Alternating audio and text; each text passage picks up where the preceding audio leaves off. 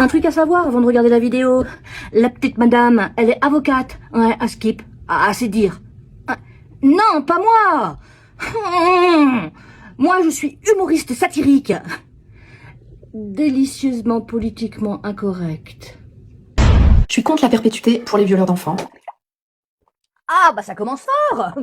Quand un début de vidéo commence à « Je ne suis pas pour la perpétuité pour les violeurs d'enfants », eh ben, t'espères fortement que la suite de la vidéo va être exceptionnelle. 1. Le problème de la pédocriminalité n'est pas la sévérité de la peine, c'est l'impunité. D'accord.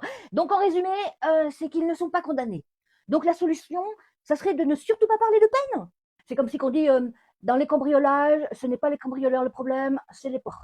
1% des violeurs sont condamnés en France. Mais si c'est vrai, c'est justement un énorme problème de justice. Mais je cherche encore le moment où ça devient un argument contre des peines plus lourdes pour ceux qui, eux, ont été condamnés. Parce que là, c'est comme dire les radars ne flashent pas toutes les voitures. Donc, autant supprimer les retraits de permis. Je crois qu'il y a une marche à sauter, là. 2. Les personnes qui sont condamnées sont les personnes précaires et ou racialisées.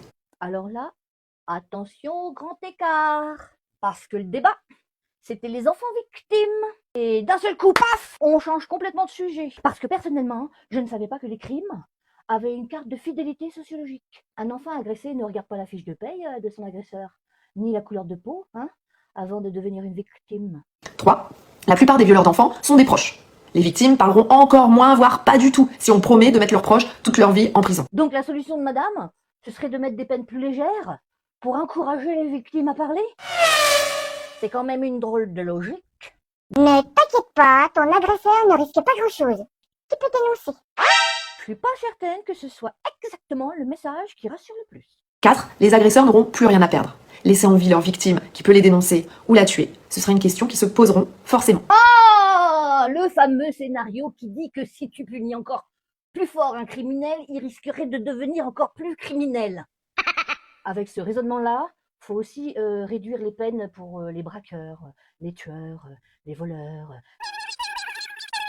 Ouais, mais la liste n'est pas exhaustive. On est arrivé à une triste époque où on négocie avec le crime et on arrête de protéger les victimes. 5.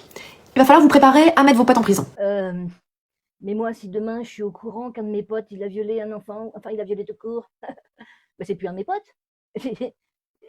C'est simple finalement. Logique aussi. Cette mesure est du pur populisme. Ça méritait bien une petite vidéo. Mais aujourd'hui, tout est devenu populiste. Tu réclames plus de places en prison, c'est populiste. Tu veux protéger les enfants, c'est populiste. Tu traverses sur les passages piétons, attention, populisme piétonnier.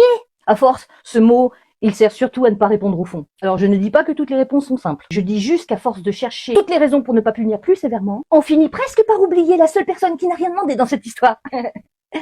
L'enfant. Et ça méritait bien une petite vidéo. Allez, sur ce, petit bisou.